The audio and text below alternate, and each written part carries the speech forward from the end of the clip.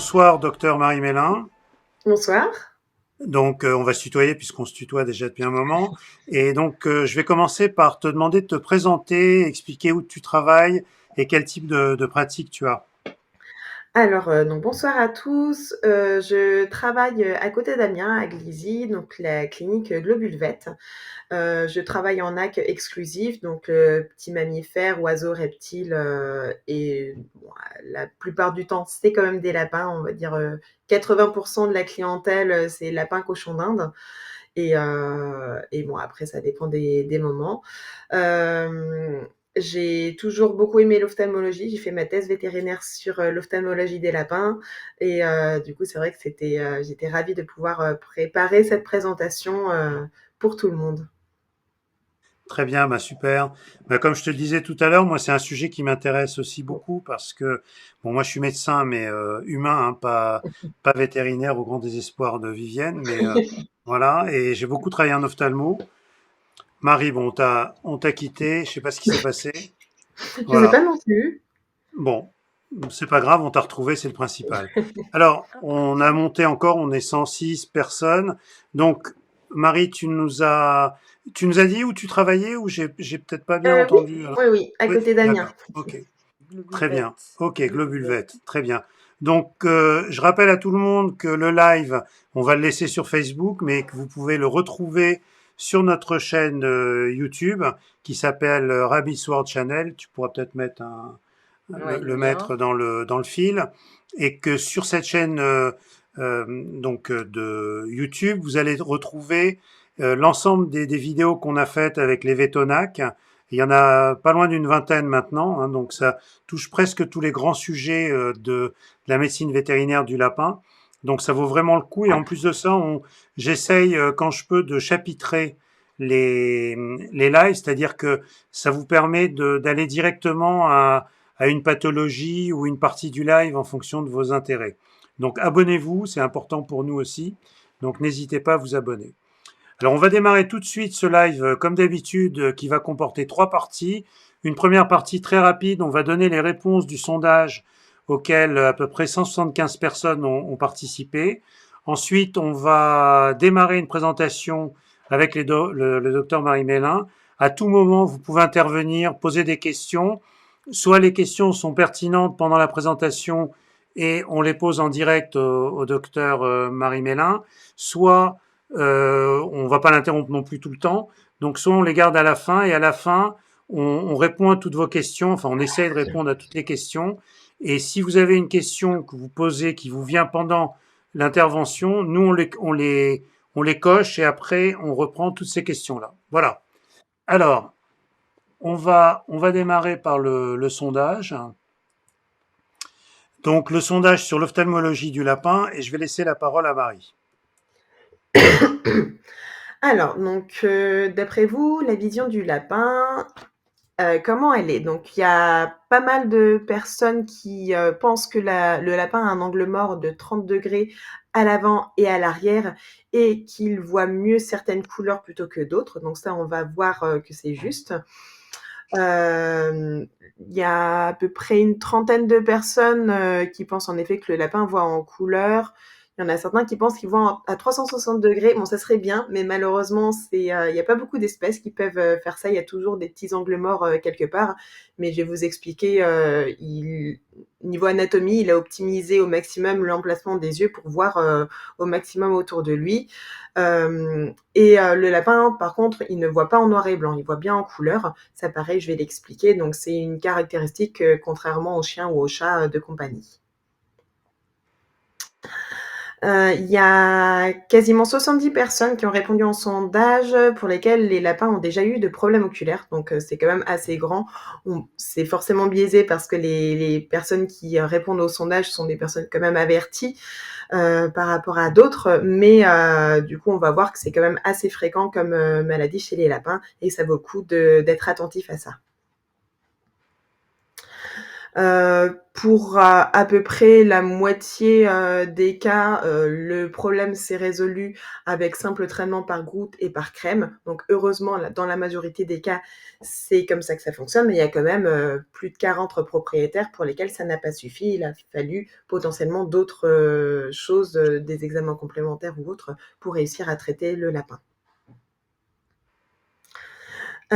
Concernant les cataractes, donc on va voir, c'est assez fréquent chez les lapins. Mis bout à bout, il y a une quinzaine de propriétaires qui ont des lapins avec cataractes, soit liés à la vieillesse, soit liés à encéphalite cuniculi, on en reparlera, soit liés à d'autres causes. Donc c'est pas négligeable non plus dans la population des lapins, et on verra, c'est pas très très grave comme maladie, mais c'est à connaître. Pour les lapins qui ont les yeux qui coulent, donc ça, c'est aussi un gros souci.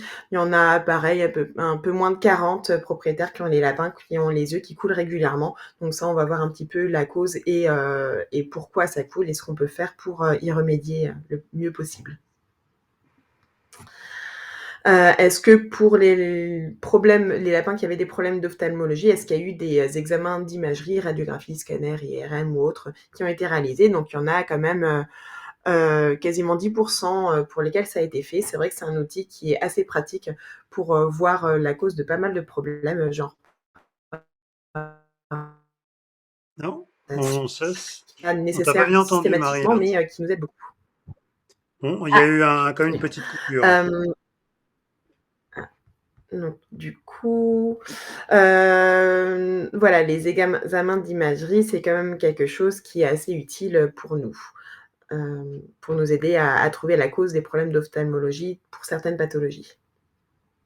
Alors, juste une dernière question qu'on avait posée, et j'en profite pour faire de la pub pour notre groupe, dans lequel d'ailleurs auquel Marie participe d'ailleurs.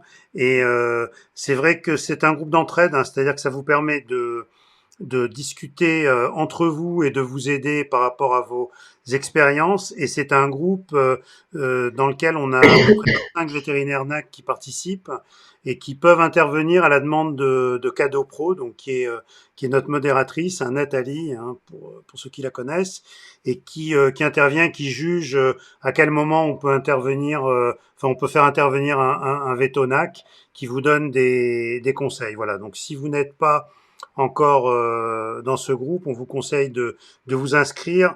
C'est un groupe privé, mais a priori, il n'y a pas de raison. Et par contre, c'est un groupe bienveillant, c'est-à-dire que on fait en sorte qu'il n'y a pas de mauvaises questions, les gens restent corrects entre eux, et c'est pour ça qu'il est privé, qu'on demande une modération. Voilà. Donc, Marie, je vais peut-être te demander de partager ton écran, parce que ça a sauté tout à l'heure aussi. Oui. Et puis on va se remettre. Voilà. Donc, dès que tu es prête, tu te mets en mode projection et on va démarrer le PowerPoint. Hop, c'est bon pour moi. Est-ce que tu vas parler des paupières, de l'intervention sur les paupières? Un petit peu, moins, pas pour tout, parce que bon, je pouvais pas malheureusement parler de toutes les maladies des lapins, mais D'accord. on va un peu parler des paupières. Bon, on verra, parce qu'il y a une question, mais je la mets de côté, de Oui. Charles Isidore Wilson. Donc voilà, Charles Isidore, on te clip ta question, on y répondra tout à l'heure. Alors, donc là, le PowerPoint est lancé. On va se mettre donc en mode PowerPoint. Et Marie, on t'écoute et je me permets d'intervenir si Oui, je vois qu'il y a des questions en relation avec ce que tu dis. pas de souci. Alors, donc, le but, c'est parler de l'ophtalmologie des lapins. Donc, il y a beaucoup, beaucoup à dire dessus. Je ne pouvais pas parler de toutes les maladies des lapins, donc j'ai décidé de quand même parler des plus fréquentes. Après, vous pouvez poser des questions si votre lapin a eu autre chose, évidemment. Il ne faut pas hésiter. Donc du coup, on va d'abord en introduction parler de l'anatomie de l'œil des lapins, pourquoi ils ont certaines maladies plus que d'autres, et ça c'est souvent lié à l'anatomie de leurs yeux. La physiologie oculaire, pareil, comment ça fonctionne. Et au niveau des pathologies oculaires, j'ai décidé de faire par organisation de l'œil, donc d'abord l'atteinte de l'orbite, donc entre le globe oculaire et l'os, l'atteinte des annexes oculaires, donc ça va être les glandes lacrymales, les paupières, ce genre de choses, l'atteinte de la cornée, qui est très fréquente, l'atteinte de l'UV, donc c'est le liquide qui est présent dans l'œil, vers le devant de l'œil, et enfin l'atteinte du cristallin. Donc d'abord en introduction, donc il y a une étude qui a été réalisée sur 1000 lapins pour voir quelle proportion avaient des problèmes oculaires. Il y en a quand même 26%, c'est pas anodin. Dans ces 26%, il y en avait 17% avec des cataractes, donc on voit que c'est quand même assez fréquent chez les lapins. 3,5% avec des dacryocystites, donc les problèmes des yeux qui coulent de façon chronique et qui est assez compliqué à traiter de façon définitive, et 2,5% avec des lésions cornéelles de type ulcère, qui est assez fréquent également chez les lapins. Donc heureusement, on voit là, ces affections-là sont des affections qui sont quand même pas graves chez les lapins. Ça peut être embêtant, mais c'est pas grave, donc c'est plutôt une bonne chose. C'est quand même des choses à surveiller parce qu'évidemment, comme toute maladie, si on ne prend pas à temps, ça se complique assez facilement et c'est plus compliqué à gérer. Pour l'anatomie de l'œil des lapins. Donc ça, c'est une petite photo de lapin pour vous montrer, hein. Les lapins ont les globes oculaires placés vraiment sur le côté. Nous, on a les yeux vers le devant, ce qui fait qu'on a une vision qui est très, très limitée sur le devant. Les lapins ont des yeux sur le côté, ce qui fait qu'ils vont avoir la possibilité de voir tout autour d'eux, parce que ce sont des proies dans la nature. Et en fait, on voit que les yeux, ils sont quand même très sortis, ils sont assez globuleux, et donc ils peuvent être abîmés facilement. C'est pour ça qu'il y a une forte prévalence des ulcères chez eux. Il y a une grosse vascularisation derrière et autour de l'œil. Donc là, bon, c'est un petit schéma rapide juste pour vous expliquer. Donc là, c'est le globe oculaire, et en fait, derrière, il y a un sinus veineux qui est assez énorme, qui est présent, qui est assez caractéristique au lapin et qui explique certaines maladies dont je vais parler par la suite. Ils ont également de grosses glandes lacrymales. Donc, il y en a 4 catégories, mais du coup 5-6 en vrai. Donc, on a plus que chez les chiens et les chats. Les lapins, en fait, clignent moins souvent des yeux, mais par contre, ils ont une production de larmes qui est plus importante pour compenser. Mais on va voir que ça entraîne certaines maladies qui sont spécifiques aux lapins également. La nouvelle photo de lapin, donc du coup là on voit au niveau du premier lapin, donc c'est un lapin de carrure normale, il y a une absence de vision seulement sur 30 degrés devant et derrière. Donc le lapin ne voit pas juste devant son nez et derrière la nuque. C'est pour ça qu'on dit toujours d'essayer d'aborder un lapin un peu plus sur le côté parce qu'il nous voit pour pas qu'il soit surpris. Et on voit également que chez un lapin qui est un petit peu rondouillard, la visibilité vers l'arrière va être forcément réduite parce que là, sur ce lapin-là, il y a quand même pas mal de degrés de part et d'autre de la colonne vertébrale qui vont être en moins. Donc les lapins qui vont être en surpoids vont être facilement plus surpris quand on arrive par derrière. Donc ça, c'est quelque chose à prendre en considération. Au niveau de l'anatomie de l'œil des lapins. Bon, globalement, c'est pour que vous compreniez un petit peu ce qui va se passer par la suite. Donc ça, c'est une coupe sagittale de l'œil. Donc sur le devant de l'œil, on voit la cornée. La cornée, elle est très très grande chez le lapin. Elle fait 30% du globe oculaire, ce qui est énorme et ce qui explique pourquoi elle est facilement abîmée. Juste derrière la cornée, il y a l'UV, donc c'est du liquide qui est présent devant l'œil. Il y a l'iris qui donne la couleur des yeux des lapins comme pour nous. Le cristallin qui est très très gros chez le lapin. Derrière, le vitré qui est aussi du liquide dans l'œil. Et puis au fond, la rétine qui va permettre d'analyser la vision et donner l'information au cerveau. La sclère qui est le tissu conjonctif qui englobe le globe oculaire. Et puis le nerf optique qui va permettre de tout envoyer au cerveau. Au niveau de la physiologie de l'œil des lapins. Donc les lapins voient en couleur. Il y a une meilleure vision des couleurs bleues et vertes. En fait, on pense que ça correspond à la couleur bleue du ciel et verte des prairies qui correspond à l'environnement habituel des lapins. Ça leur permet de repérer plus facilement les prédateurs dans leur environnement, donc les prédateurs terrestres de type les chiens de chasse, ce genre de choses, mais aussi les renards de temps en temps, mais aussi les prédateurs dans les airs, donc les oiseaux de chasse, les faucons, les aigles, etc. Ils ont une bonne vision dans le noir parce que, en fait, au niveau de la rétine, il y a 2 types de récepteurs. les cônes et les bâtonnets. Et en fait, ils ont des récepteurs spécifiques en grande quantité dans la rétine. Donc les cônes, ça leur permet de voir la couleur, et les bâtonnets, ça permet de voir avec un éclairage plus faible. Et donc, ils en ont en grande quantité. Donc, les lapins, la meilleure vision qu'ils ont, c'est au crépuscule. Donc, quand il n'y a pas trop de lumière pour pas les éblouir, mais pas le noir total. Donc, c'est là où ils vont réussir à voir le mieux. Et qu'est-ce qu'il en est des lapins aux yeux rouges? Donc, il y a quelques différences avec les autres lapins. Ils sont plus sensibles à la lumière vive, donc on conseille toujours d'avoir des éclairages un peu plus tamisés quand on a un lapin aux yeux rouges ou rosés. Ils ont moins de photorécepteurs de type bâtonnet, donc une analyse qui va être moins bonne de la vision, donc une vision qui va être un petit peu plus floue. Par contre, ils n'ont pas plus de risque d'avoir certaines maladies au niveau des yeux que les autres lapins, donc il n'y a pas du tout de différence par rapport à ça. Et maintenant, on va passer aux maladies. Donc l'atteinte de l'orbite, donc comme je le disais tout à l'heure, c'est ce qui va être entre le globe oculaire et l'os, le squelette du crâne. Et donc du coup, principalement les vaisseaux sanguins. Donc on va parler d'exophtalmie. Donc l'exophtalmie, c'est quoi? C'est le fait que l'œil sorte de sa cavité orbitale par rapport à son emplacement normal. Donc il peut sortir un seul des deux yeux ou les deux yeux. Donc quand c'est d'un seul côté, la maladie principale liée à ça, c'est un abcès, qu'on appelle un abcès rétrobulbaire. Donc au niveau de ce qui doit vous alarmer, ça va être un œil qui paraît un peu plus gonflé que l'autre. Donc, c'était très flagrant. Donc on voit que Marie, son œil Marie, droit est franchement sorti par rapport à son œil gauche. tu m'entends Oui, là? Oui, oui, excuse-moi, ça a oui. sauté le son. Tu peux reprendre les signes qui doivent vous alerter. Voilà. Ah oui, pardon. Donc le signe qui doit vous alerter, ça va être le gonflement d'un des deux yeux qui va être plus ou moins franc. Donc là, c'est vrai que pour ce lapin, ça se voit assez bien. Son œil droit est beaucoup plus sorti par rapport au gauche.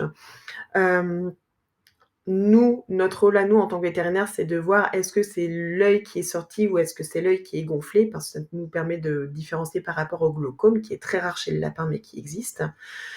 Et souvent, il va y avoir une irritation de la cornée qui va être associée parce que déjà, de base, les lapins ont les globes oculaires qui sont assez proéminents et en plus, si l'œil est sorti, il va moins réussir à cligner de l'œil, il va être plus sujet au traumatisme. Donc ça, c'est une des complications qui est assez fréquente.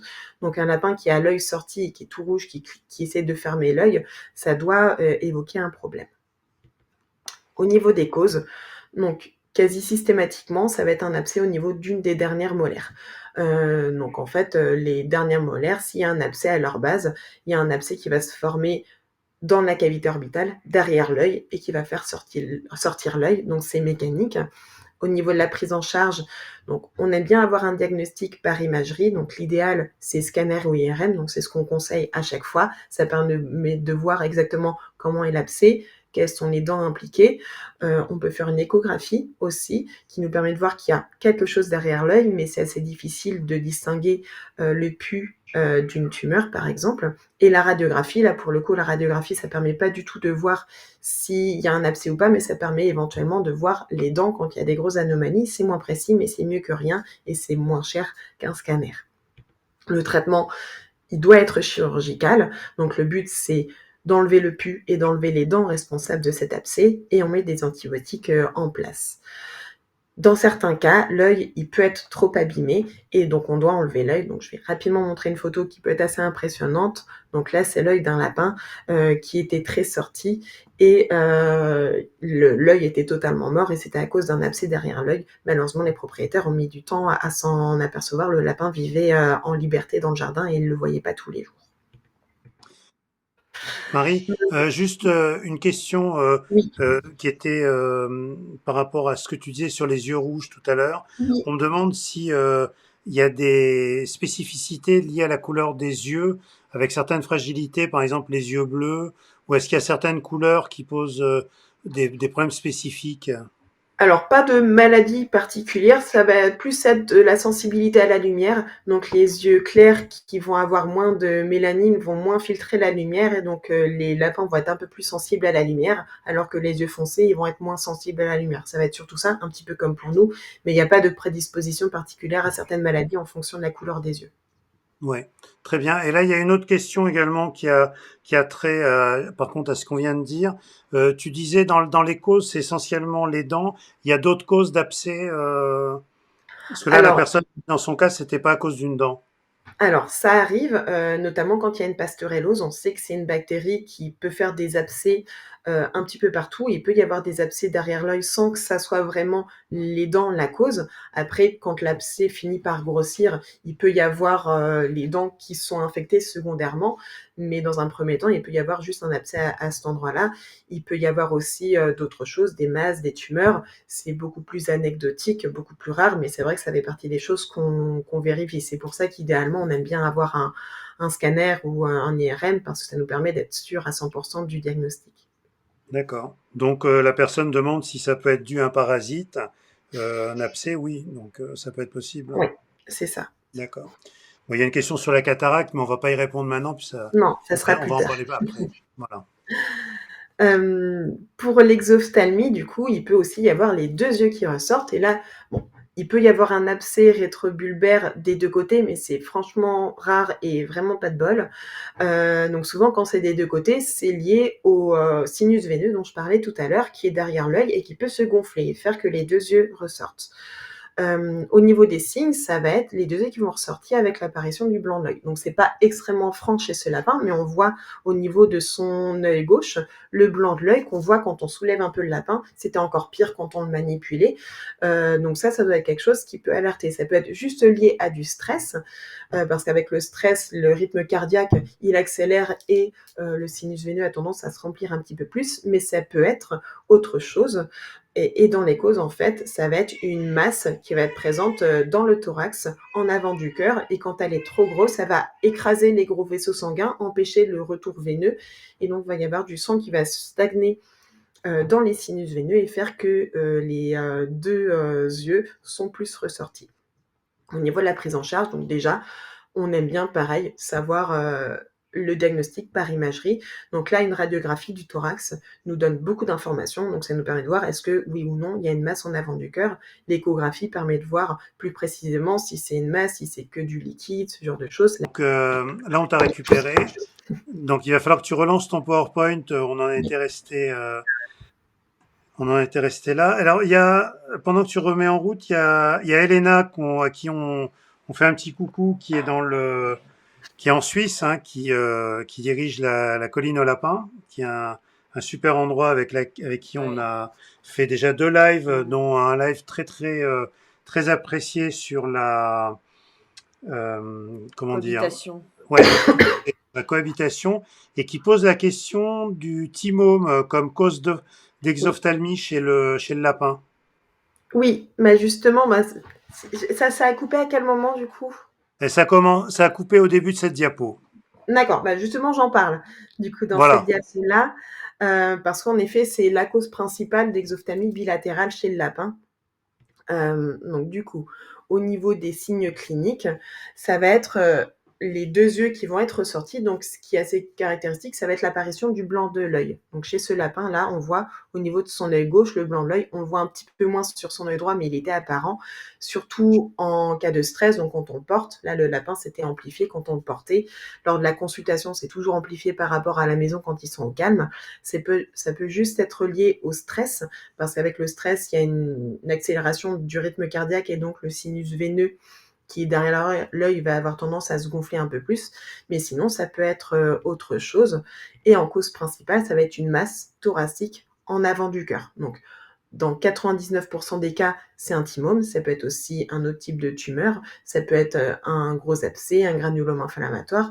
Mais la plupart du temps, c'est le thymome. Et en fait, quand il est trop gros, il va empêcher le retour veineux donc du coup, le sang va s'accumuler au niveau du sinus veineux et donc les 2 yeux vont sortir. Au niveau de la prise en charge, donc déjà, on aime bien avoir un diagnostic. Donc une radiographie du thorax, tout simplement, suffit pour voir est-ce qu'il y a une masse en avant du cœur ou pas. Donc ça, c'est assez facile. L'échographie est intéressante pour voir un peu plus précisément comment est la masse, à quel point elle est grosse, comment fonctionne le cœur, parce que des fois, on voit que le cœur, il a vraiment du mal à fonctionner. S'il y a beaucoup de liquide ou pas, ça nous permet d'adapter un petit peu le traitement. Scanner ou IRM, c'est intéressant si on décide de partir en chirurgie ou en radiothérapie, je vais détailler un peu plus tard, pour voir exactement comment est la masse. On aime bien ponctionner la masse, donc ça se fait avec l'aide de l'échographie pour être sûr de piquer dans la masse directement. Ça permet d'envoyer au laboratoire et donc de savoir comment sont les cellules. Est-ce qu'en effet c'est un thymome? Est-ce que c'est un autre type de tumeur? Est-ce que c'est un abcès, etc. et d'adapter le traitement. Donc ça va dépendre du type de masse. Pour les thymomes, il existe traitement médical, de la chimiothérapie, la radiothérapie ou la chirurgie. Et c'est vrai que forcément, les risques en fonction Marie, du type de on traitement. a, Et là, on adapte. oui, juste, Marie, excuse-nous. Juste là, quand tu as parlé de radiothérapie, hop, ça, le son a bugué. Ah, donc radiothérapie ou la chirurgie aussi qui est possible en traitement. Et du coup, c'est vrai qu'on adapte les conseils qu'on donne par rapport au traitement. Ça va dépendre du type de masse, de l'âge de l'animal, de son état. Évidemment, si c'est un lapin qui respire très mal à cause de la masse, on ne va pas l'envoyer en chirurgie tout de suite. Le but, c'est de le stabiliser avec des médicaments, etc. Donc, c'est vraiment quelque chose à discuter avec le propriétaire parce que chaque traitement a ses risques et ses bénéfices qui ne sont pas les mêmes. Donc là, c'est un petit exemple d'une lapine. À la base, la lapine elle était venue pour un arrêt de transit et je sentais qu'il y avait une occlusion au niveau de l'estomac. Certes, quand je la portais, les yeux étaient un peu exorbités, mais elle était très très stressée. Voilà, j'étais pas affolée, elle avait 0 signe respiratoire, aucun problème à la maison. Je fais une radiographie pour voir l'estomac et là, je suis très contente de faire toujours des radiographies un petit peu plus larges pour voir le thorax parce qu'en fait, on voit une énorme masse qui soulevait totalement le cœur et qui a été un petit peu une découverte fortuite.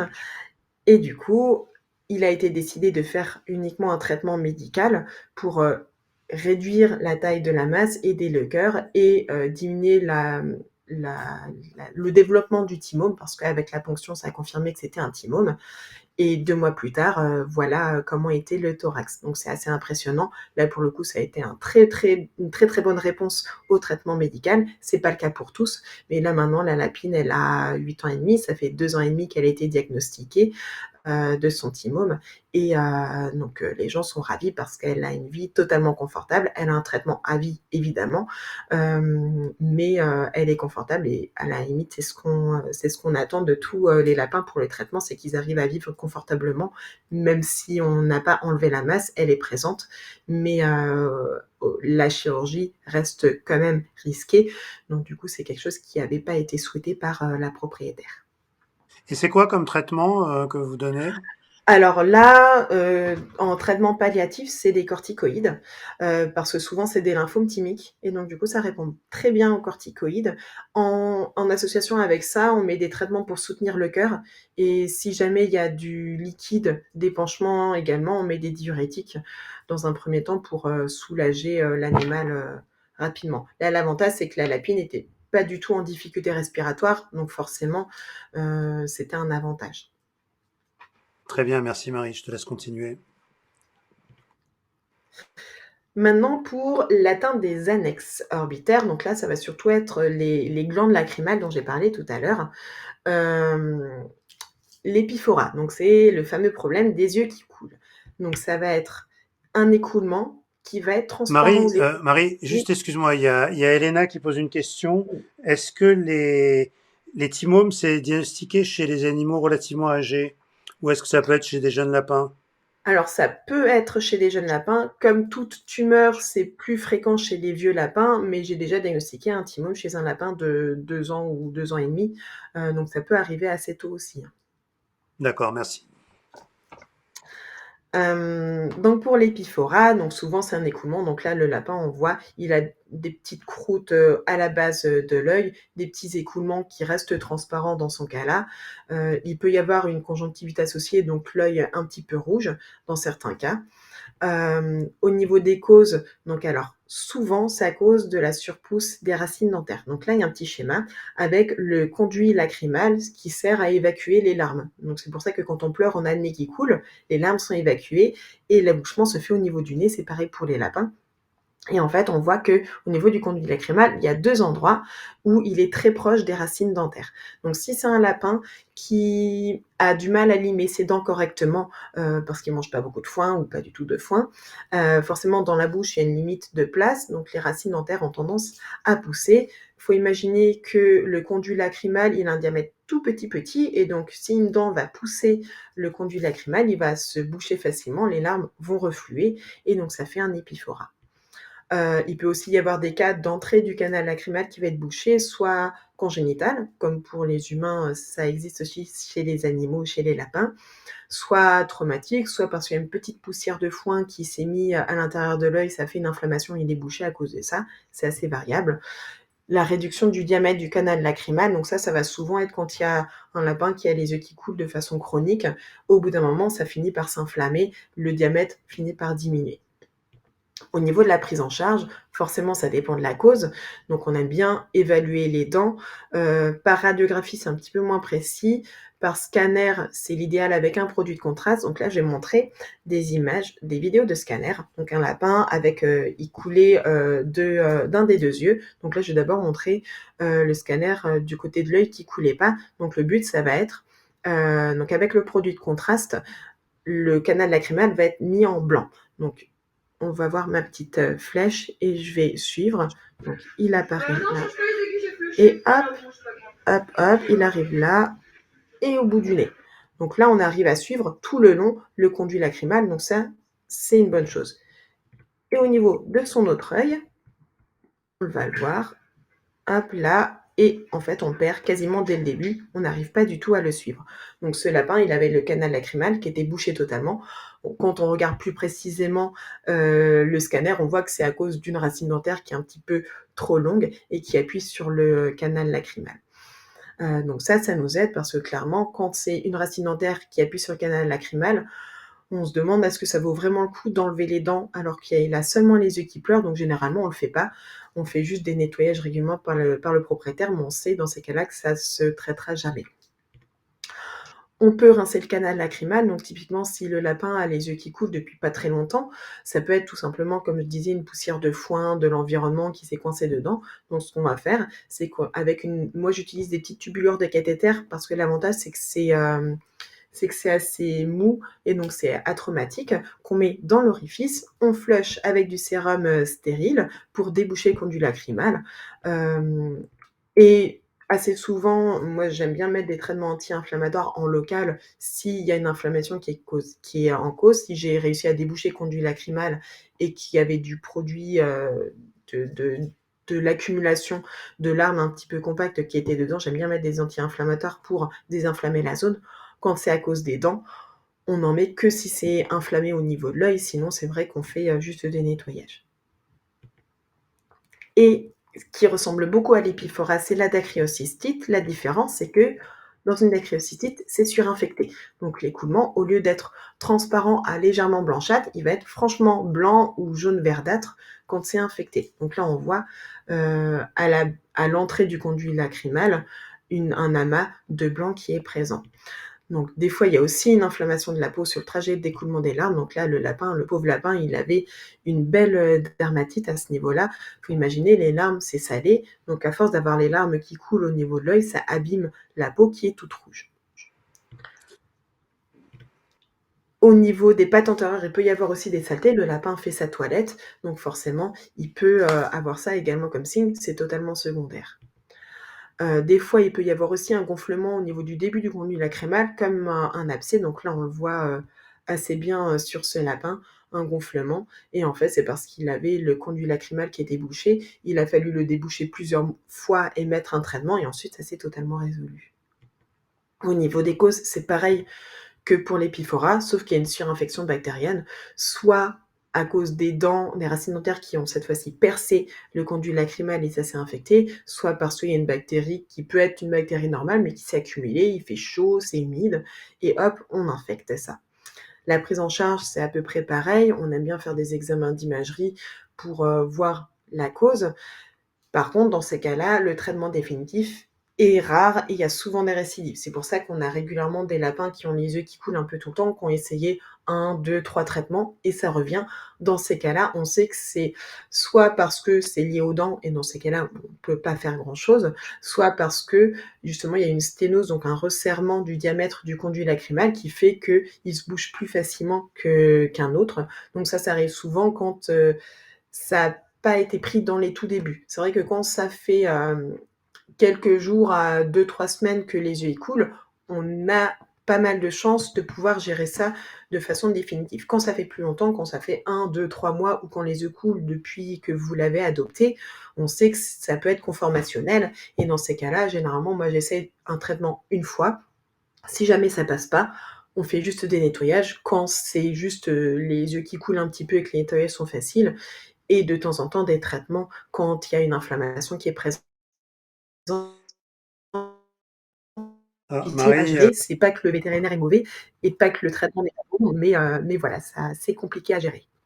Marie, Oui. on a deux questions Oui. sur les dents, ça interroge les gens. Il y en a une qui, donc Lise, qui dit, par contre, je comprends pas bien le lien avec l'usure des dents. Le foin n'empêche pas les dents de pousser vers le haut. Et une autre question également, tu vas essayer de répondre globalement. S'il y a un gros abcès dentaire, c'est possible de retirer la dent. Donc, est-ce que, alors là, on est plus sur la notion des Oui. dents, mais euh, Alors, voilà, qu'est-ce qui se passe au les niveau des dents? Pourquoi ça se passe comme ça? c'est ça. En fait, faut imaginer les dents poussent en continu vers le bas ou vers le haut, enfin vers l'intérieur de la bouche. Donc, quand le lapin mange du foin en bonne quantité, normalement, ça suffit à limer les dents correctement et donc il n'y a pas de problème.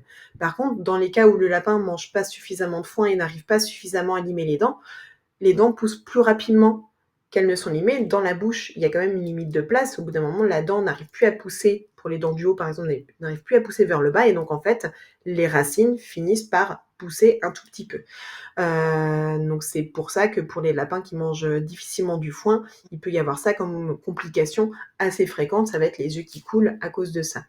Et on enlève les dents quand il y a un abcès dentaire, sauf que dans ce cas-là, c'est pas un abcès dentaire, c'est juste la racine dentaire qui est un petit peu trop longue et qui appuie un petit peu sur le conduit lacrymal. Retirer une dent, c'est compliqué. Quand il y a un abcès dentaire, la dent, elle est infectée, donc elle tient pas bien, généralement, donc ça se retire assez facilement. Enfin, ça dépend, mais ça se retire. Par contre, la dent là qui pousse, qui n'est pas infectée, qui bouche juste le conduit lacrymal, elle est saine, elle est juste un petit peu trop longue. Ce qui fait que la retirer, ça risque d'être compliqué, on risque de casser la dent, ça fait mal de retirer une dent et la question se pose, est-ce que ça vaut vraiment le coup alors que le lapin a juste les yeux qui coulent? Donc généralement, la réponse est non, le lapin va très bien, il n'est pas gêné, c'est juste des petits nettoyages durs à faire. Donc c'est vrai qu'on décide souvent de ne pas retirer les dents quand il n'y a pas d'infection dentaire liée à ça, quand c'est juste la dent qui pousse un petit peu trop, on ne va pas l'enlever parce que c'est trop traumatisant pour le lapin de l'enlever. Ça, le bénéfice n'en vaut pas le coup, on va dire. Alors, toujours des questions sur cette problématique des dents. Alors, il y a Lise qui dit, je parle de la pousse des racines vers le canal lacrymal. C'est ce que tu as expliqué, c'est-à-dire qu'à un moment Oui, donné, quand il y a un problème de place, ça pousse là où ça peut. Donc, c'est si ça, ça peut plus exactement. pousser vers le bas, Il y a ça pousse vers le haut. C'est On est ça, s'il n'y a plus de d'accord. place dans la bouche, bah, ça pousse comme ça peut, donc ça pousse vers l'autre côté, donc vers le haut. Voilà. Alors, il y a Elena qui pose le problème de la brachycéphalie et donc la problématique des lapins qui ont des formes un Oui. peu différentes. Tu peux nous en dire un mot?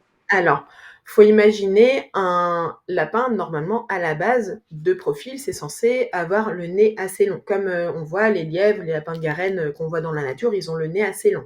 Faut imaginer les lapins brachycéphales, donc les 90% des lapins de compagnie qu'on voit ont le nez quand même assez écrasé. Faut imaginer, il y a le même nombre de dents, elles font la même taille quasiment. Le canal lacrymal est quand même là, et en fait, tout est hop, raccourci. Donc le canal lacrymal, au lieu d'être quasiment en ligne droite, il fait plein de virages, donc il y a plus de risques qu'il rentre entre guillemets en collision avec les racines dentaires.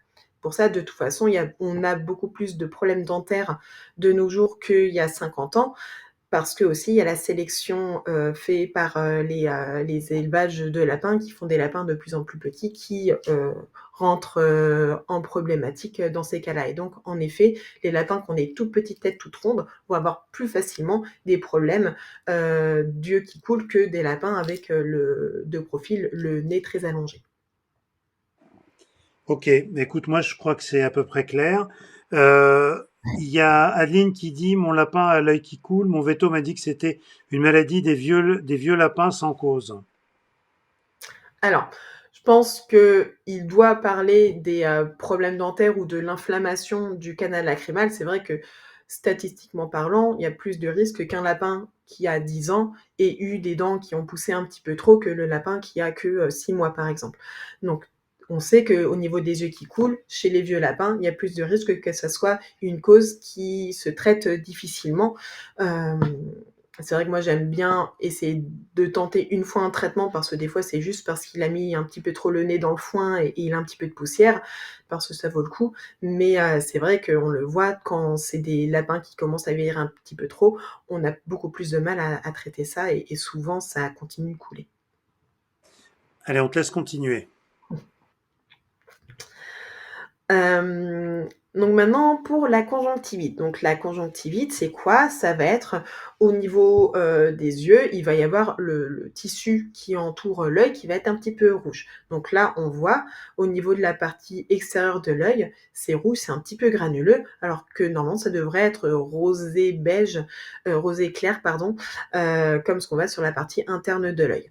Donc ça, c'est quelque chose qui se voit assez facilement. Il suffit juste de baisser un petit peu la paupière inférieure ou de soulever la paupière supérieure pour voir si c'est rouge ou pas. Des fois, on le voit directement, des fois, c'est associé à d'autres signes.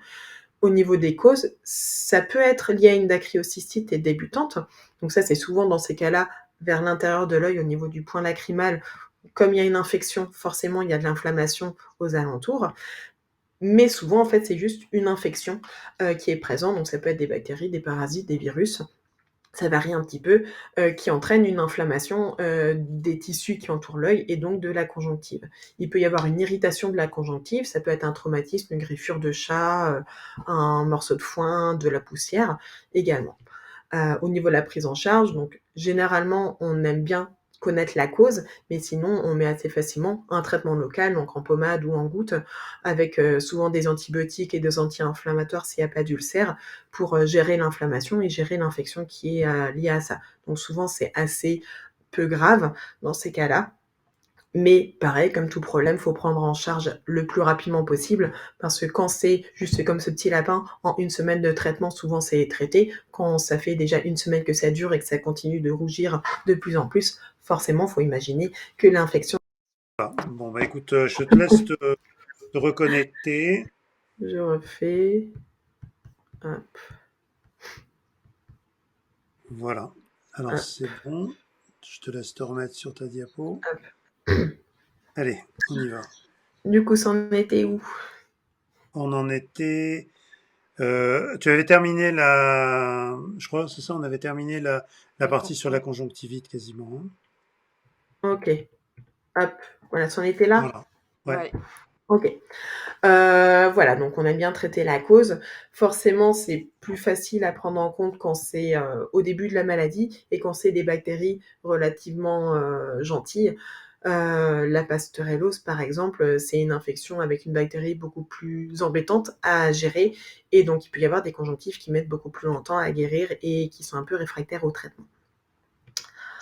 Euh, Maintenant, quelque chose qui est assez particulier, c'est spécifique aux lapins à ma connaissance. Il y a peut-être les humains qui font ça d'ailleurs, mais chez les animaux en tout cas, c'est spécifique aux lapins. Ça va être ce qu'on appelle la membrane conjonctivale épicornéenne. Donc, qu'est-ce que c'est que ce truc? Donc, globalement, c'est la conjonctive qui va pousser, mais dans le mauvais sens.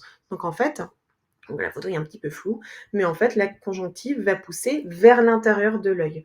Donc c'est comme une membrane, comme de la peau un peu transparente, qui va pousser à la surface de l'œil et qui va pousser de plus en plus et qui peut finir par recouvrir totalement l'œil. Donc la membrane, elle n'est pas adhérente à la cornée, hein, c'est comme si une petite peau s'était mise à pousser par-dessus.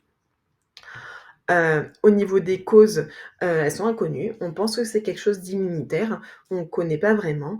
Et au niveau de la prise en charge, c'est pareil, c'est assez compliqué. On ne peut pas juste découper ce morceau de peau parce qu'il repousse très, très vite en quelques semaines. Et donc du coup, c'est chirurgical.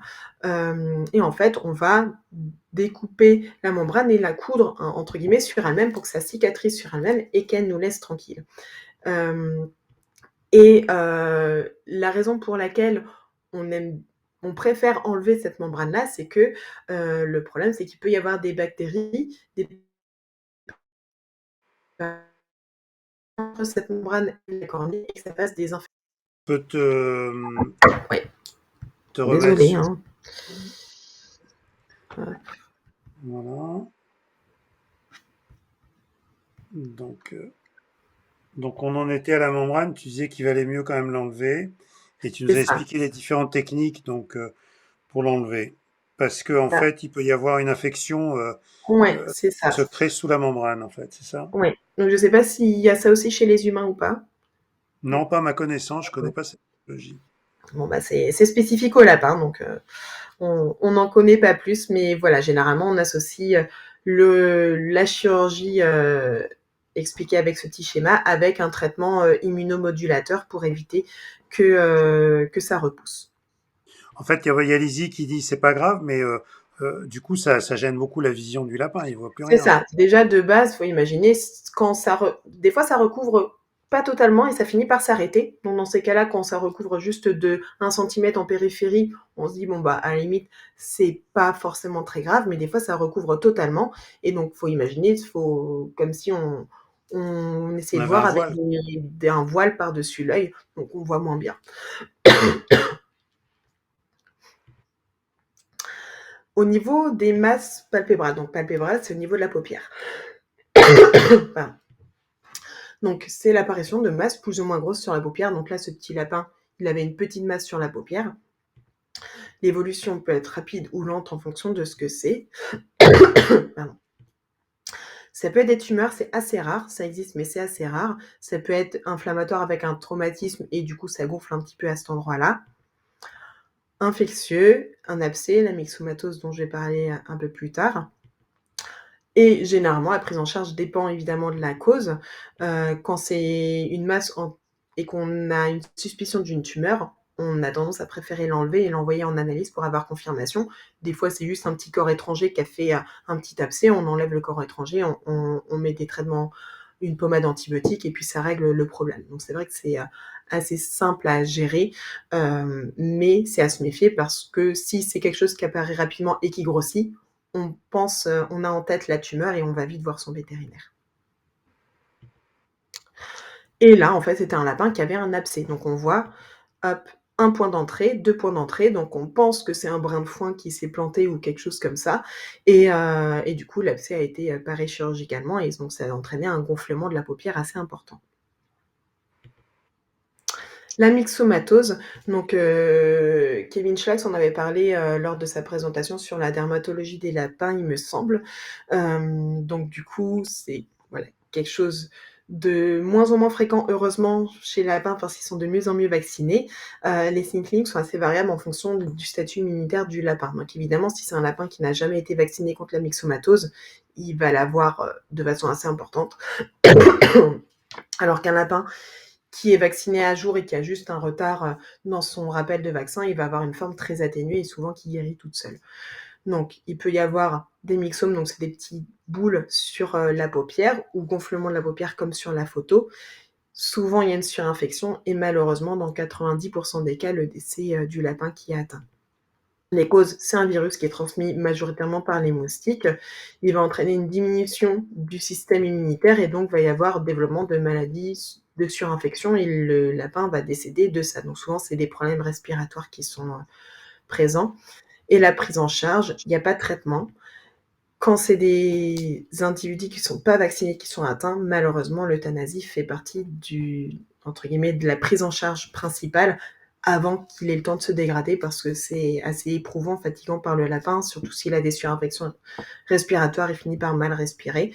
Par contre, pour les lapins qui sont vaccinés, qui sont en retard, des fois de 1 ou 2 mois, ils peuvent l'attraper. Et puis les vaccins ne sont jamais efficaces à 100%, mais dans ces cas-là, c'est des formes assez légères qui guérissent spontanément. On met souvent des traitements anti-inflammatoires, antibiotiques en place, au moins localement, pour aider l'immunité, mais souvent ça passe tout seul en quelques semaines. Et pour la teigne, pareil, ça a été évoqué la dernière fois, je vais faire un petit rappel. Donc souvent, ça va être des pertes de poils, une sécheresse cutanée avec, voilà, comme on voit sur la photo, un petit peu croûteux, des démangeaisons. Souvent, par contre, il y a d'autres lésions au niveau de la face, de l'oreille, de la bouche. Donc là, le petit lapin, il avait aussi une atteinte au niveau des oreilles. La cause, c'est un champignon. Et la prise en charge, on aime bien faire une confirmation par analyse mycologique pour être sûr que ce soit ça, et on met un traitement antifongique. Pardon. Ça se traite assez bien, la teigne, c'est juste que c'est compliqué parce que surtout si c'est un lapin qui vit en liberté, mais il peut en avoir mis un peu partout, donc il faut faire de l'hygiène de l'environnement. C'est une zoonose, donc on peut l'attraper nous, c'est pareil, c'est pas grave, mais c'est embêtant, ça gratte en plus. Donc faut pas hésiter à aller voir le médecin si on a des petites lésions qui apparaissent sur nous. Le prolapsus de la glande nictitante, donc c'est l'apparition d'une grosse masse assez soudainement au coin interne de l'œil. Donc vous vous rappelez, le lapin, il a pas mal de glandes lacrymales, et donc en fait, ça va être une glande lacrymale ou 2 ou 3 qui vont sortir assez soudainement. La cause est un peu inconnue, on pense que c'est traumatique, mais on n'est pas sûr. Et évidemment, on peut pas laisser comme ça, donc des fois ça sort un tout petit peu, donc on laisse comme ça, mais quand c'est sorti comme là sur le lapin, ça s'inflamme, ça s'abîme, ça peut s'infecter, donc on a tendance à vouloir opérer pour remettre la glande en place ou l'enlever en partie. On peut jamais l'enlever en entier parce qu'elle est adhérente au sinus veineux et donc ça fait des saignements assez importants. Donc là, pareil, c'est pas extrêmement fréquent, ça arrive, et surtout, faut pas paniquer quand ça arrive, faut juste aller rapidement voir son vétérinaire parce que c'est quelque chose qui se prend en charge assez rapidement, assez facilement aussi. Pour la cornée, donc là, ça va être assez intéressant, ça va être les ulcères cornéens.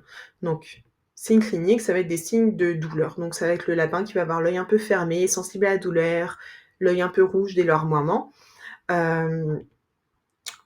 Au niveau des causes, souvent, c'est traumatique. En fait, comme je disais, le lapin a le globe oculaire qui ressort un peu plus facilement, donc il est plus sujet à des traumatismes.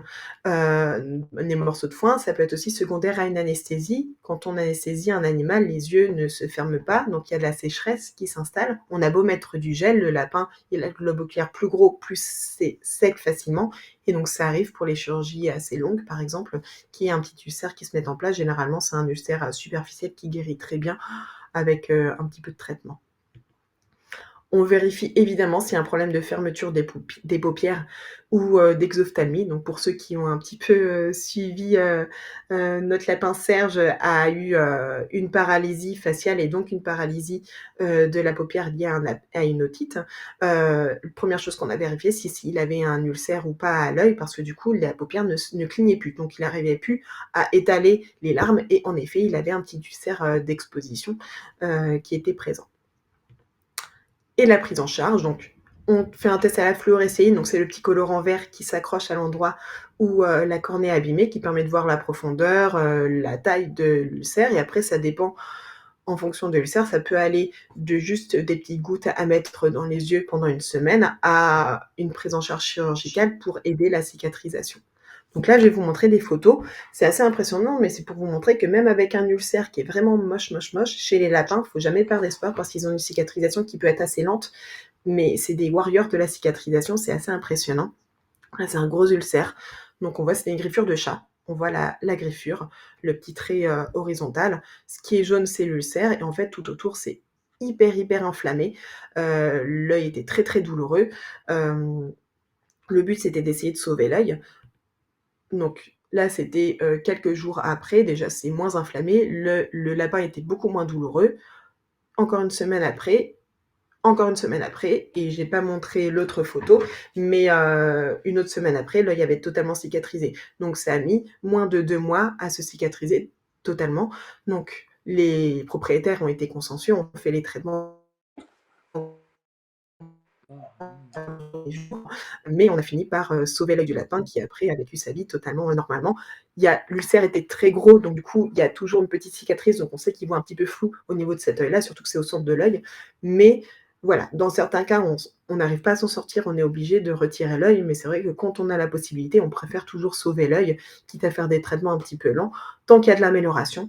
Moi, mon avis, c'est de continuer le traitement et des fois, on adapte un petit peu le traitement en fonction de comment ça évolue, mais ça vaut vraiment le coup. L'atteinte de l'UV, donc il y a pas mal de propriétaires qui vont être intéressés par rapport à ça, parce qu'on va parler du fameux parasite Encéphalitosomes cuniculi. Donc l'UV, c'est le liquide qu'il y a juste derrière la cornée. Une uvite, c'est une inflammation de ce liquide. Donc quand c'est une uvite secondaire à ce parasite-là, donc on va avoir une petite masse blanchâtre à l'intérieur de l'œil, qui est pas à la surface, qui est pas dans le cristallin, c'est pas une cataracte, mais qui est un petit peu entre les deux. Elle peut être un petit peu rosée s'il y a des vaisseaux sanguins qui sont présents. Souvent, c'est une apparition assez lente et elle peut se stabiliser et arrêter de grossir assez facilement. Souvent, il y a une cataracte également présente, mais c'est pas systématique. Et en fait, la cause, c'est que le parasite, lui, il va être transmis par la mère dans l'utérus, et il va se loger dans le cristallin, il va entraîner une cataracte, et en fait, quand il va sortir du cristallin, il va se retrouver dans l'UV, donc dans le liquide, et normalement, c'est censé être à peu près stérile, et donc il n'a rien à faire là. Et donc, ça va entraîner la formation de cette petite masse blanchâtre. En fait, c'est du tissu inflammatoire qui est présent à l'intérieur. Au niveau de la prise en charge, donc souvent on aime bien faire une sérologie sanguine pour être sûr que ça soit ce parasite-là. On peut, s'il y a une cataracte associée, faire un traitement chirurgical en retirant le cristallin. Souvent la masse, on n'arrive pas à la supprimer, elle reste présente. Elle peut diminuer de taille, mais souvent elle reste présente. Et on met souvent un traitement antiparasitaire quand même pendant 28 jours. Ça ne va pas faire régresser la masse, mais ça va empêcher la progression de cette masse-là. Donc c'est quelque chose d'assez fréquent. C'est pas grave, mais c'est vrai que c'est à prendre en compte quand même pour pas que ça dégénère. Et quelque chose qui peut y ressembler, mais qui est vraiment pas du tout pareil, ça va être cette fois-ci une infection à cause d'une bactérie à l'intérieur de l'œil. Donc là, bon, c'est un cas très très important, mais des fois c'est juste une petite masse pareille à l'intérieur de l'œil. Cette fois-ci, elles ont tendance à être plus blanchâtres. Là, elle est vraiment énorme. C'était un abcès directement de tout l'œil. Souvent, il y a une évolution rapide de la masse. C'est là qu'on voit la différence entre les deux. Et les causes, donc souvent, c'est des bactéries qui viennent directement par le sang ou par la respiration. Et la prise en charge, donc si on veut sauver l'œil dans les cas où c'est pas trop important, c'est un traitement antibiotique qui va être assez intensif, donc ça va être mettre des gouttes dans les yeux toutes les 2 heures. Donc il faut vraiment être au taquet, toutes les 2 heures pendant plusieurs jours pour essayer de sauver l'œil du lapin. Là, vous imaginez bien, pour ce lapin-là, malheureusement, on a fait une énucléation parce que l'œil n'était pas soignable dans ce cas-là, et le but, c'est d'éviter que ça se propage et que ça fasse une septicémie, une infection généralisée. Une fois qu'on a traité, l'abcès peut persister. En fait, ça va plus être vraiment un abcès, ça va se dégénérer sur lui-même et il va y avoir plus que la coque inflammatoire de l'abcès qui va être présente. Et en tout dernier, le cristallin, donc ça, c'est la cataracte. Donc au niveau des signes cliniques, moi j'adore la cataracte chez les lapins, je trouve ça très beau en fait. Ça va être l'œil qui va un peu blanchir, mais un petit peu nuageux dans le cristallin. Ça va avoir des formes assez diverses, coloration blanchâtre plus ou moins importante du cristallin, donc il peut être totalement blanc si la cataracte elle est totale, et ça peut être un petit peu nuageux dans les premiers temps comme ça. Ça peut apparaître chez des lapins qui sont très jeunes, dans ces cas-là c'est souvent lié à Encéphalitosomes cuniculi. On doit par contre surveiller les complications, parce que forcément, quand il y a une cataracte, il peut y avoir le cristallin, entre guillemets, qui gonfle et qui sort de son emplacement, donc c'est une luxation du cristallin. Il peut y avoir des glaucomes, une uvéite également, donc ça c'est à surveiller. C'est pas très fréquent, mais ça fait partie des complications qu'on surveille. Au niveau des causes, donc globalement, pour faire simple, dans le cristallin, il y a plein de protéines qui sont alignées de façon millimétrique, qui lui permettent d'être transparent et de laisser passer la lumière. Et donc, quand ces protéines sont perturbées, bah, le cristallin perd de sa transparence. Donc ça peut être les dégradations des protéines chez les lapins vieillissants, exactement comme pour nous, on vieillit et du coup la cataracte apparaît, ou alors une infection à l'encéphalitosomes cuniculi. On peut faire une chirurgie pour retirer le cristallin. Donc, il faut imaginer un mini aspirateur qui va aspirer ce qui est présent dans le cristallin. Chez d'autres espèces, on peut mettre une lentille à la place. Chez les lapins, c'est en cours d'étude pour savoir quelle taille de lentille il faut. Mais sinon, on met pas de lentille. C'est juste que le lapin va avoir une vision un peu plus floue. Souvent, c'est de près qui va un petit peu moins bien voir, mais c'est tout. Et de près, l'avantage, c'est que l'odorat prend le relais. Et sinon, on met pas de traitement et dans ces cas-là, on surveille l'évolution et dès qu'il y a une modification de l'aspect de l'œil, on va voir chez son vétérinaire pour le cas où ça soit une complication. Donc c'est pas grave, c'est juste à connaître et à surveiller. En conclusion, donc évidemment, il y a d'autres affections oculaires qui sont beaucoup moins fréquentes chez le lapin dont j'ai pas parlé. Il y a le glaucome, il y a l'anthropion aussi, donc la paupière qui rentre sur elle-même, qui existe. Et d'ailleurs, j'en ai opéré un la semaine dernière. C'est très rare, c'était un des premiers que je voyais à Globulvet, mais ça arrive. Il faut se méfier parce que pour les problèmes oculaires, l'évolution peut être assez rapide dans certains cas, donc il ne faut pas hésiter à prendre rendez-vous le jour même ou le lendemain chez son vétérinaire. Et en attendant, vous pouvez nettoyer au sérum physiologique. Si c'est à cause d'un corps étranger, vous pouvez enlever le corps étranger grâce à ça. S'il y a une inflammation, une infection, ça va virer une partie des cellules inflammatoires, ça va soulager l'œil. C'est comme on a une plaie, on met de l'eau et du froid dessus, ça fait du bien. Et si c'est la paupière qui est gonflée, vous pouvez mettre une compresse un petit peu humide dessus pour essayer de la dégonfler. Donc voilà, c'est la plupart du temps, c'est des affections qui sont pas graves, mais qui peuvent se dégrader si on n'est pas assez vigilant et si on réagit pas assez vite. Eh ben, écoute, super, Ouais. merci beaucoup. Très visible. Voilà. Alors ça, c'est qui? Tu peux nous dire quels sont les lapins? Alors ça, c'est Serge, noir et blanc, avant qu'il se fasse opérer, et Jeanne en fauve, juste à côté. Bon, bah super. On va se retrouver sur le... Ah, Voilà, tu peux quitter le... c'est bon. Bon, bah super, écoute, merci beaucoup, hein, malgré les Oui, petites bah interruptions, on désolée. est arrivé au bout. Pourtant, il n'y a pas Alors, d'orage. il y a quelques réactions. Bon, on a répondu à beaucoup de questions. On a essayé de le faire au fur et à mesure. Il y a quelqu'un qui me demandait s'il y avait, alors je sais plus trop où c'est, mais s'il y avait également chez le lapin des atteintes du segment postérieur, c'est-à-dire ce qui Oui, concerne la rétine, un alors peu comme ça, chez l'homme, quoi. ouais, donc il y en a. Donc déjà, il y a des commandes de rétine aussi qui existent chez les lapins. Euh, c'est quand même beaucoup plus rare que même chez les chiens et les chats, par exemple.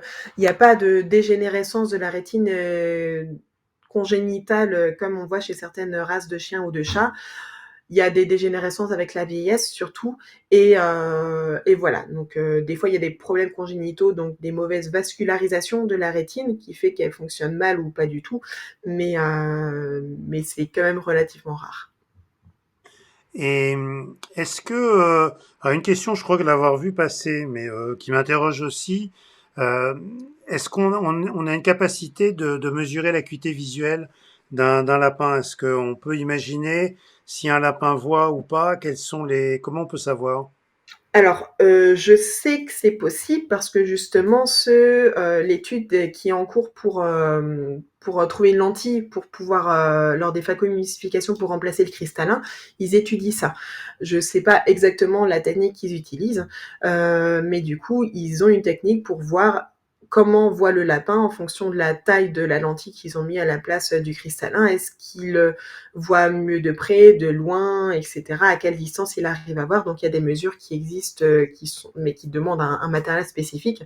Nous, en tant que vétérinaire, on peut voir si le lapin voit ou pas, mais après, est-ce qu'il voit bien ou un peu flou, ça c'est compliqué. Et en consultation non spécialisée ophtalmo-lapin, est-ce que vous avez des instruments particuliers? Est-ce que vous faites des fonds d'œil comme chez l'humain ou pas du tout? Oui, on Euh, a assez facilement. Donc, Dans à peu près toutes les cliniques, il y a des ophtalmoscopes, tout simplement, Mhm. direct ou indirect. Il y a la lampe à fente aussi assez facilement. Donc on arrive à faire les examens du fond d'œil avec un matériel assez simple. Après, pour ceux qui font des consultations plus spécifiques, ils ont du matériel plus élaboré, évidemment. Mais on arrive quand même, moi j'arrive à voir les fonds d'œil des lapins avec mon petit outil en consultation. Je regarde à chaque fois pour le cas où un jour il y a un souci. C'est assez rare d'en voir quand même. Donc, est-ce qu'avec un fond d'œil, tu peux voir s'il y a par exemple une masse rétro-oculaire, rétro-orbitale ou pas du tout? On peut voir s'il y a Alors un non, ça, on apnée ou fait une échographie. faites des Ouais, c'est à échographies. l'échographie, par contre, qu'on va voir si derrière l'œil, il y a quelque chose qui n'est pas censé être là, abcès ou tumeur ou autre. Et oui, on va regarder. Et sinon, alors moi, je pose mes questions, mais je regarde un petit peu aussi en même temps. Finalement, c'est un peu comme toutes les autres pathologies chez le lapin. Il faut quand même régulièrement regarder les yeux de son lapin, parce qu'évidemment, il se plaint pas, hein. C'est ça, exactement. Moi, je regarde, c'est tout bête, hein, on l'a vu pour Serge, donc il y a une paralysie, qui a eu une paralysie palpébrale, une paralysie en fait du nerf facial et du nerf qui innerve la paupière à cause de son abcès, son otite moyenne. On a découvert son otite moyenne parce qu'il avait une paralysie de la lèvre et on a ensuite été voir la paupière, on s'est aperçu qu'il avait une paralysie de la paupière également. Alors qu'on se dit, si régulièrement on vérifiait s'il cligne bien de l'œil, ça se trouve, on l'aurait remarqué un peu plus tôt. C'est pas grand chose, mais si ça. Ah, on a encore perdu, on a encore perdu notre ami. Voilà, on va la retrouver tout de suite. Voilà, on Décidément, t'a retrouvé tout de suite. Oui, oui, c'est pas grave. si ça peut faire gagner quelques semaines, c'est toujours une bonne chose. Donc moi, je conseille toujours voilà, on vérifie si l'œil est rouge ou pas, si l'œil cligne correctement ou pas, si il coule ou pas. On regarde un petit peu, sans forcément embêter le lapin. Ça prend 2 secondes, mais il faut être un petit peu attentif. Alors, on va passer des questions auxquelles je pense que tu as répondu. Donc, Charles Isidore, donc, il parle de se faire opérer et sa troisième paupière est très apparente. Donc, qu'est-ce Alors, qu'on appelle troisième paupière? C'est ce que tu as expliqué? Alors, la troisième paupière, il y a une glande lacrymale dans la troisième paupière, donc notamment pour le lapin avec la grosse masse, c'était la troisième paupière qui sortait, mais normalement la glande lacrymale est censée rester bien au chaud. La troisième paupière, c'est une paupière en plus que les lapins ont, qui se ferme normalement que quand ils clignent de l'œil. Donc on n'est pas censé la voir, on la voit quand c'est un signe de douleur quand on la voit. Donc en effet, quand on la voit, ça peut être aussi un signe de déshydratation si le globe oculaire est un petit peu enfoncé dans son orbite. Donc c'est vrai que les animaux qui sont malades, qui mangent pas totalement bien, ils ont tendance à être un petit peu plus déshydratés. On peut voir la troisième paupière qui apparaît un petit peu. Très bien. Donc, on a Adeline qui nous pose une question.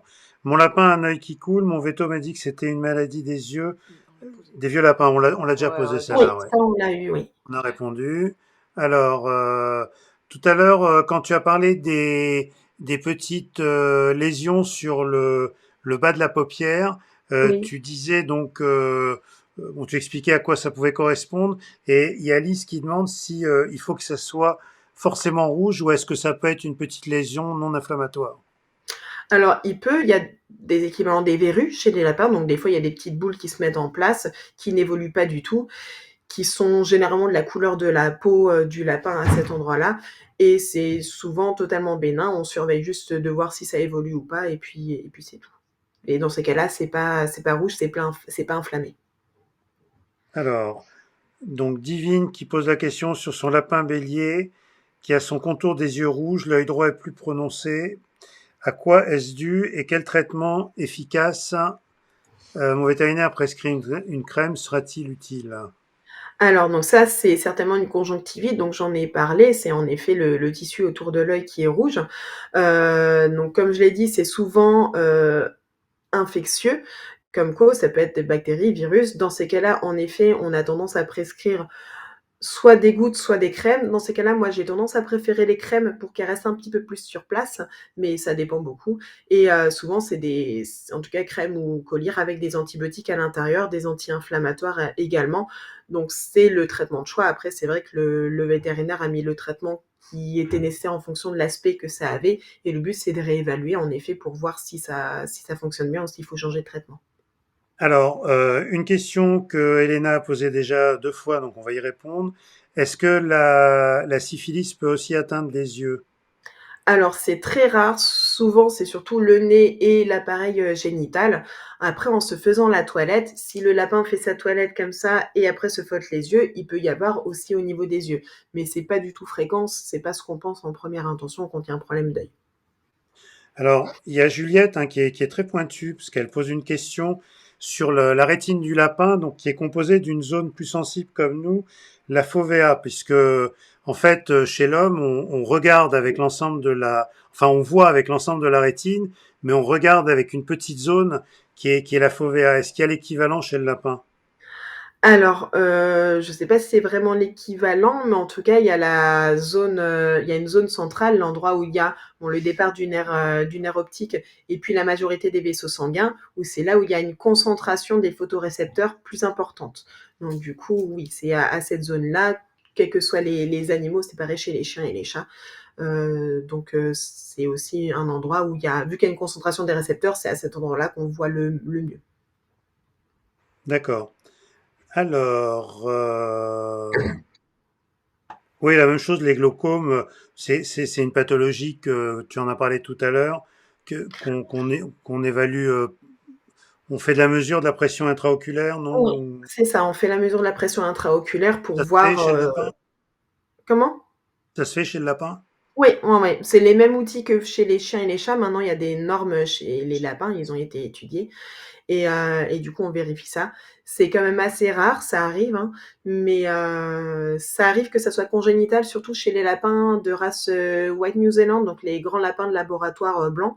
Eux, ça arrive de façon congénitale qu'ils en ont, donc c'est assez fréquent chez cette espèce-là, mais chez les autres espèces, c'est souvent secondaire à autre chose, donc secondaire à une uvéite, voilà, et souvent, c'est que l'évacuation est bouchée.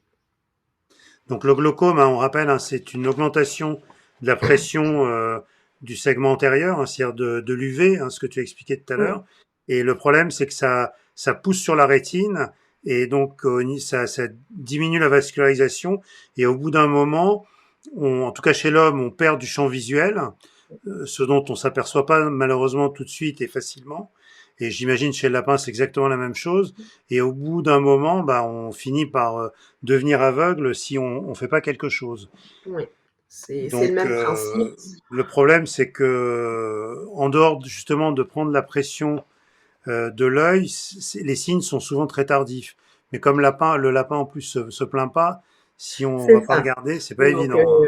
ouais, le signe principal, ça va être l'œil qui va grossir. Donc, c'est vrai que c'est assez tardif dans l'évolution et on sait que dans ces cas-là, c'est douloureux mais on n'a aucun moyen, malheureusement, chez les animaux, de voir ça plus tôt quand c'est le tout début. Alors, il y a Sandrine, et puis j'ai vu une autre question tout à l'heure, sur des lapins qui ont des yeux de couleurs différentes. On- Voilà. Et est-ce ça pose un problème particulier ou c'est Non, juste. c'est des lapins verrons, comme chez les humains aussi, ça existe. Dans ces cas-là, l'œil clair est juste un peu plus sensible à la lumière que l'autre, mais il y a aucune raison qu'il y ait plus de soucis de santé au niveau des yeux que ça. Alors, il y a une longue question, donc je vais la mettre plusieurs fois et on va essayer de la lire. Donc, Malapine de 8 ans actuellement a les yeux qui coulent, liquide épais et collant depuis plus de 4 ans. Elle a vu de nombreux vétérinaires et aucune pathologie spécifique n'a été détectée et rien à signaler sur les radios non plus. De nombreux traitements ont été testés aussi et certains antibiotiques comme Enrocard alors fonctionnent à court terme, mais cela finit toujours par reprendre. Actuellement, je dois donc lui nettoyer les yeux tous les jours, matin et soir. Y a-t-il autre chose que je pourrais faire car cela la gêne alors, car cela la gêne et lors de certaines crises, cela finit par faire gonfler et rougir la paupière. Alors, donc ça, visiblement, c'est une dacryocystite. Comme je le disais dans la présentation, ça fait partie des problèmes d'yeux de lapin qui sont les plus compliqués à gérer. Euh, pour connaître exactement la cause, l'examen de choix, c'est de faire un scanner avec un produit de contraste qu'on met dans le conduit lacrymal pour voir est-ce qu'il est bouché totalement ou pas. Ça va pas globalement changer énormément de choses, mais ça permet de savoir est-ce qu'il est totalement bouché à cause des dents et dans ces cas-là, on sait qu'on peut rien faire à part du palliatif, à part juste nettoyer et quand il y a une inflammation, on traite, quand il y a une infection, on traite ou est-ce qu'il est juste réduit en taille et là, dans ces cas-là, on peut faire des flushs régulièrement juste pour le nettoyer plus profondément. On ne peut pas mettre un traitement tout le temps en place et généralement, c'est ce qui se passe. Avec le traitement, ça va et assez rapidement, ça redémarre. Il faut imaginer si le conduit lacrymal est bouché, dedans, c'est liquide, c'est chaud, donc plein d'humidité, les bactéries, même les Alors, ah, je pense on a les loupé la fin. bactéries normales au niveau des yeux vont avoir tendance à proliférer. D'accord, donc c'est pas quelque chose de simple. Juliette, qui est donc très pointue, nous demande si tu connais la pression intraoculaire moyenne chez le lapin. C'est pas un Alors, examen de routine. Chez le non, lapin, c'est pas un examen de routine. Non, on le fait pas systématiquement, on le fait quand Non. on suspecte quelque chose. Ouais. La pression intraoculaire, elle est entre 12 et 20, surtout entre 15 et 20 millimètres de mercure chez le Ouais. lapin. Maintenant, après, c'est aussi une question de fréquence. Peut-être que c'est pas quelque chose de fréquent chez le lapin, Mais ça, c'est pas le fréquent chez le glaucome. lapin, on le fait pas régulièrement. Donc ceux qui font des consultations d'ophtalmologie spécialisées, évidemment, le font systématiquement. Parce que souvent c'est des cas référés et donc forcément ils ont des cas un peu plus rares. Oui, Mais c'est vrai qu'en routine on le fait pas souvent et c'est surtout la différence entre les 2 yeux qui oui, nous qui est aide. important. Il faut pas qu'il y ait plus de 5 millimètres de mercure entre les 2 yeux, sinon ça veut dire qu'il y en a un qui pose problème. Et justement, dans les pathologies tout à l'heure de cataracte, est-ce que ça se voit des cataractes post-traumatiques hein, chez le Alors moi, lapin? je sais que ça existe parce que c'est répertorié dans la littérature. Moi, j'en ai jamais vu. On pense que c'est le même principe que chez les autres espèces, mais Mhm. pareil, c'est assez rare. Très bien. Ben, je crois qu'on a répondu à pas mal de questions, Ouais, ouais, Viviane. non, Hein. on a fait le tour, hein. Ouais, Dans les ouais, questions posées lors du sondage, il ouais, y a mais des on y a questions auxquelles on n'a pas répondu. répondu. Ouais. Donc, si quelqu'un a encore une question, c'est le moment avant qu'on termine ce live. Ah, Euh, ah, je- peut-être là, une personne a un lapin qui a développé une cataracte des yeux à cause d'une infection du cuniculi. Il est maintenant aveugle depuis 2 mois. Distingue-t-il tout de même des points de lumière en fonction de la luminosité ou est-il complètement dans le noir tout le temps? Alors, ça dépend de comment est la cataracte. Si c'est une cataracte, complète et dans ces cas-là, le cristallin est totalement, blanc uniforme, on sait qu'il voit quand même des ombres et des lumières. Ils sont pas tout le temps dans le noir. Ça stoppe pas totalement la lumière et des fois, dans des cataractes qui sont pas entières, ils arrivent quand même à voir des formes, des nuances plus ou moins importantes en fonction de l'évolution.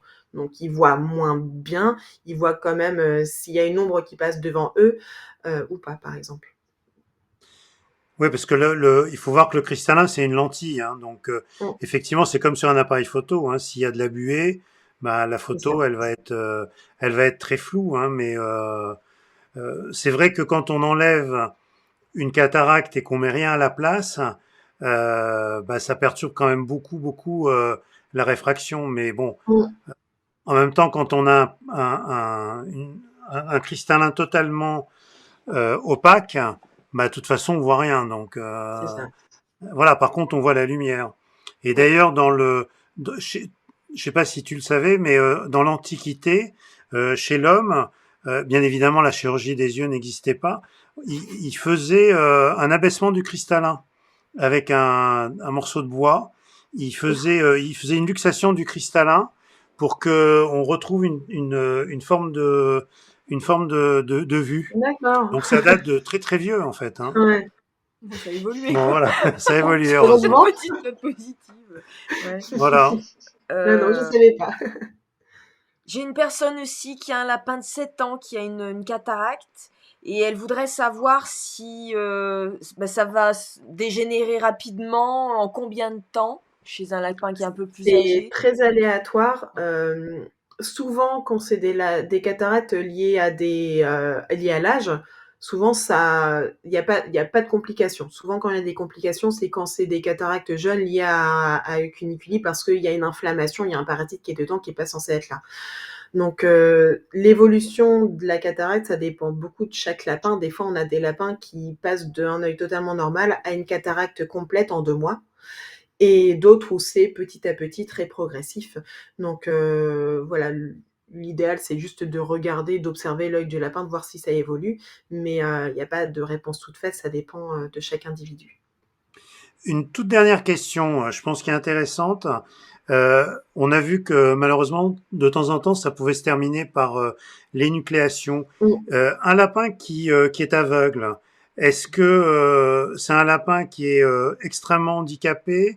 Est-ce que d'autres sens, en particulier, ben, l'ouïe, l'odorat, interviennent? Et quel est le niveau de handicap? Est-ce que tu arrives à le Alors, quantifier? les animaux en général vivent beaucoup, beaucoup mieux l'énucléation que nous, la perte d'un œil, parce que justement, ils ont leurs autres sens qui sont quand même de base plus développés. Moi, ce que je dis toujours aux gens, les énucléations, on les fait moi, en tout cas, personnellement, je les fais qu'en dernier recours, quand il y a pas le choix et que c'est pas raisonnable de garder l'œil. Soit parce qu'il y a un risque, de développer une infection généralisée, soit parce que l'œil est douloureux, par exemple, dans la vie de tous les jours du lapin. Et en fait, tous les lapins que j'ai énucléés le vivent très bien parce qu'évidemment, il ne faut pas changer leur environnement toutes les 2 semaines, mais ils connaissent leur environnement, ils savent où sont les choses, ils ont quand même l'autre œil qui est présent, donc ils sont pas totalement aveugles et ils arrivent quand même à se débrouiller très, très bien et vivre leur vie quasiment normalement. Donc c'est sûr que du côté où il y a pas d'œil, ils vont pas voir, donc ils vont avoir tendance un peu plus à se pencher, à voir que d'un seul œil, mais ils le vivent quand même très bien. Donc Hmm.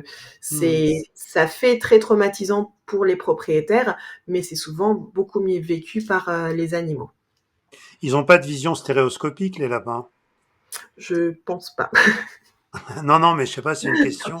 C'est-à-dire, Bah, une vision, bah, si tu veux, la vision stéréoscopique chez nous, elle permet, on voit en relief, elle nous permet d'appréhender la distance, par exemple, tu vois, ça te permet, les choses sont en distance.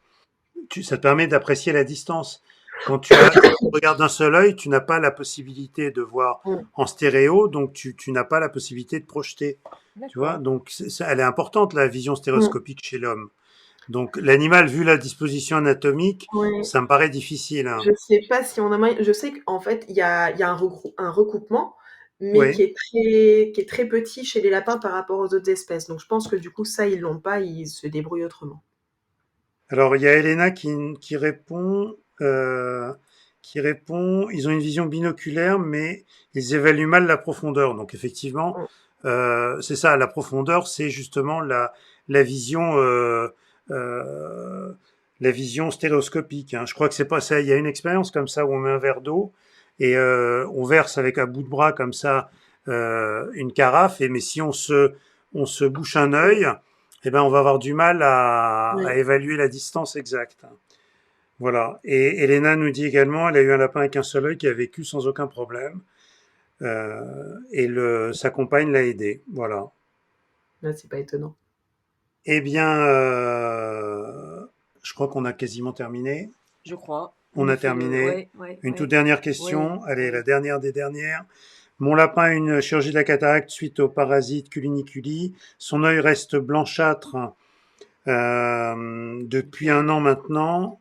Et on lui donne 3 gouttes différentes, dont l'ODM5. Son œil peut-il redevenir noir? Peut-il prendre des gouttes à vie? Doit-il prendre des gouttes à vie? Alors, les gouttes à vie, oui, c'est surtout le vétérinaire qui a fait l'opération, qui conseille en fonction de comment c'est et des raisons de la chirurgie, qui sait quels sont les traitements à prendre juste pour la cicatrisation et les traitements à prendre à vie, mais c'est assez fréquent qu'on en ait, qui soient nécessaires à vie. Et par contre, au niveau de la modification de la couleur, bon, moi personnellement, je n'opère pas de cataracte, donc j'ai plus de mal avec le suivi. Mais je pense que si l'œil a changé de couleur, je vois pas pourquoi il redeviendrait comme avant. Après, ça dépend, il est blanc à cause de quoi? Est-ce qu'il est blanc en surface et que ça masque l'iris, ou est-ce que c'est lors de la chirurgie où l'iris a été abîmé, décalé, ou ça c'est difficile à dire. Mais 1 an après, j'aurais du mal à croire que l'œil rechange de couleur un peu plus tard. Très bien. Bah écoute, merci Marie, merci Vivienne. On Merci. vous dit merci à tous d'être restés encore très nombreux à cette heure tardive. Et on vous dit à très bientôt sur d'autres lives. Le live, vous allez pouvoir le retrouver donc en replay sur la chaîne YouTube, sur Rabbis World Channel sur YouTube. Et on vous dit tous donc à très bientôt pour d'autres nouvelles et d'autres lives. Merci à tous. Bonne soirée à Merci, tous. au revoir À Marie. bientôt. Au revoir.